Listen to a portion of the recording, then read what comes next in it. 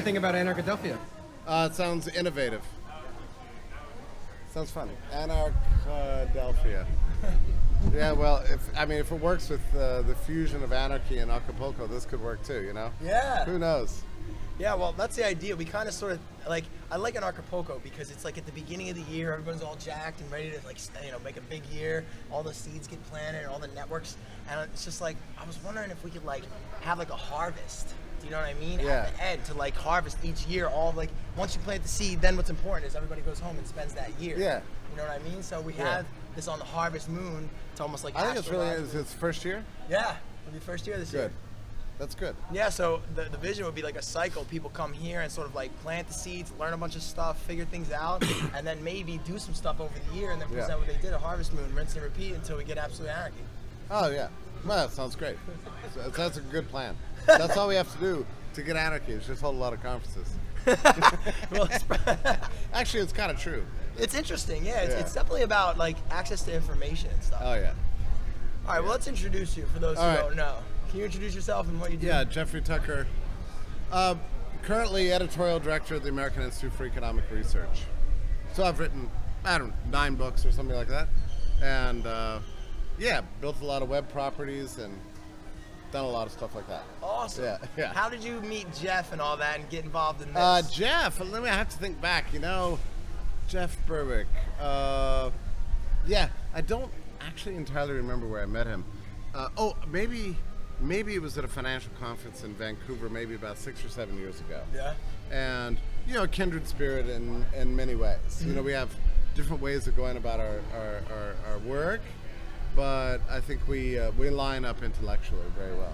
That's cool. And I think Jeff Strike is funny. It's like he's an inadvertent genius. Like in the old days, he started Anarchist, and I was like, because I always thought of myself as an anarchist, but I never thought about marketing anarchy, like as a brand. Yeah. Yeah. And so he started Anarchist, and I was like, nobody's gonna watch that shit. But then it became really popular, and I was like, that's weird. So then he moved to Acapulco, and he said, well, I'm gonna start a new conference called Anarchapulco, and I thought, you have no sense of how to market anything.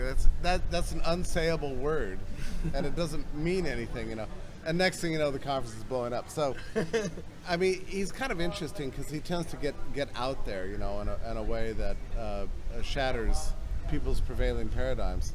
And the good thing is, I think from a marketing point of view, is he's found a niche. Yeah. And it attracts a lot of really interesting people, to get together and hang out.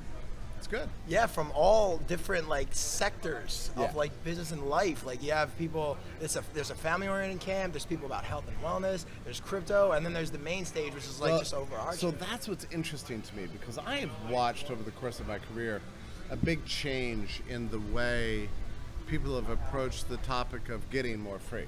Like in the early days, the early 90s, say, it was all about academics, economics, and political theory.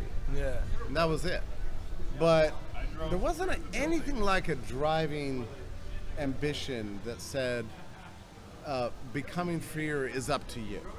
Yeah. That was really invisible. That sensibility, in those days, I think everybody thought freedom was something that somebody else was in charge of. Yeah. And your job was just to kind of be on the right side, intellectually or something like that. But you couldn't actually do anything to get us to move to that point. So to translate a political and economic philosophy into an agenda for personal action is not easy. There's a reason why liberty is hard. It's because the ruling class controls us and controls the system. So to break that system down, how do you go about it? Mm-hmm. And I think there's a gradual realization over the course of time that the best way to break it down was just to set out and stake your claim to your own independence, and then figure it out from there. And that takes many different forms. Mm-hmm. And it could, pertain to, and you see it at this conference, it's like unexpected ways, like natural childbirth, or I don't know anything about that, right? Obviously, and rejecting industrialized, subsidized food monopolies in favor of organic food, or exploring internationalism, moving around and getting more broadly in touch with the diversity of the human community. And I think it's very, and of course cryptocurrency was a huge factor here. Yeah. I mean, if our people hadn't been on the move and innovated, we'd still all be using government money now. Yeah. So there'd be no alternative. You can make a difference, and I think that's what we've learned. And that is a completely new and creative way to think about human liberty. It's up to you. And your activities can help change the whole world. I totally agree, man. Yeah. And it almost seems like that's like the most effective way to sort of like, I guess, market or sell it to other people. Like, you can argue on the internet till you're blue in the face. Right. You can write all your website material, but if nobody goes out and is looking for it, they might not see it if they're not of that mindset. But if they see you driving on the highway, living that free little life while they're on their way to their 9 to 5, they're going to be like, well, what's that guy doing? Yeah, and the other thing, I used to think of it, like in the following analogy, like, I think libertarians in past decades were like guys trying to get down a road, but there's a big boulder in the middle of it, and they're just like yelling at the rock to move. Yeah, that's good. And so they're yelling at the state, stop doing bad things to me. Well, guess what? State's not listening any more than the boulder in the road is listening to you. You got to figure out another path. So you got to go around it or over it or under it, and there's a million ways to do that. And by the way, I think this is the reason for so much factionalism in the old days. Interesting. That people would stand in front of the boulder screaming, "Move, move, move," and it wasn't moving, and then they'd start blaming each other. Yeah. It's like, oh, it's your fault. No, it's your fault. You've got the wrong tone of voice. You're saying the wrong thing. Whatever. And so libertarianism became this like extremely fractured sectarian thing until we discovered that it's up to us to figure out how to make the world a better place for us first and for our own communities that we're a part of. And that changed everything. That's why the world of human liberty is now much more cooperative and much more tolerant, and we help each other, and you can see that happening here. Yeah, the community is so incredibly like loving and supportive. Like everybody's here for the same purpose, and there's just love in everyone's eyes. By the way, when I think about the history of liberty, it's mostly happened not because the state changed, but because the people didn't comply. Yeah. Yes. I mean, you can look at that. You can trace it back in history. Like, that's how alcohol prohibition went away. That's how we got rid of the Alien Sedition Acts in 1880. That's why the American Revolution happened. But that's also how we got religious freedom, in the High Middle Ages. It was just, the barons would say, "You're not allowed to leave," and people would say, "Screw you, I'm out."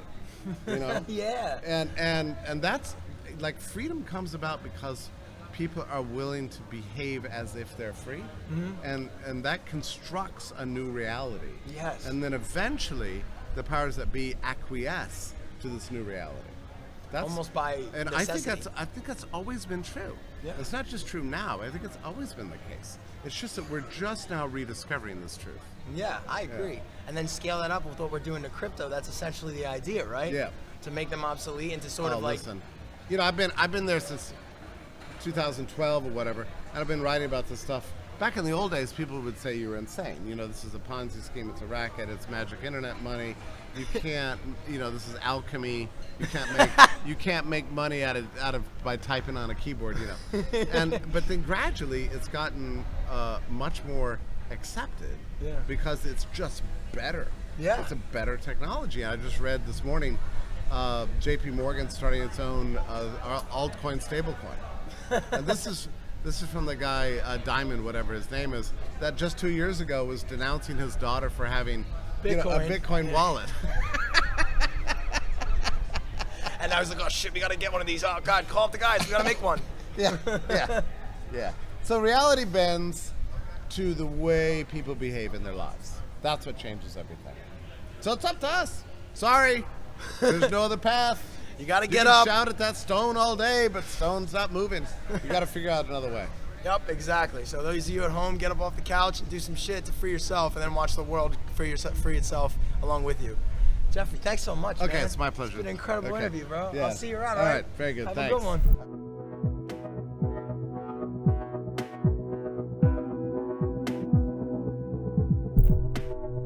Join the State of Anarchy this September's Harvest Moon in Philadelphia, Pennsylvania, where this gathering of like minds aims to foster unbreakable relationships between the movement's leading forces, whom teach self-love and ownership, blockchain techno-economics, as well as exposing the Earth's sacred hidden knowledge. So will we see you there? If our content resonates with you, then definitely subscribe to the channel and hit the bell button, otherwise you will not get notified when we drop dope videos like this. Share it, like it, or even dislike it, but let us know why in the comments below. Hook us up with a crypto tip. Check us out on Patreon. Anarchadelphia is gonna be sick. Tickets are already selling. First come, first serve, because we can only sell so many unless we get a bigger venue. You can go to anarchadelphia.com to get your tickets at early bird rate right now, or you can just go to the State of Anarchy and go through the shop. We got some dope swag. We're also gonna be at Anarcho Vegas, July 19th through 21st. And then we'll be at the Red Pill Expo, June 7th through 9th in Hartford, Connecticut.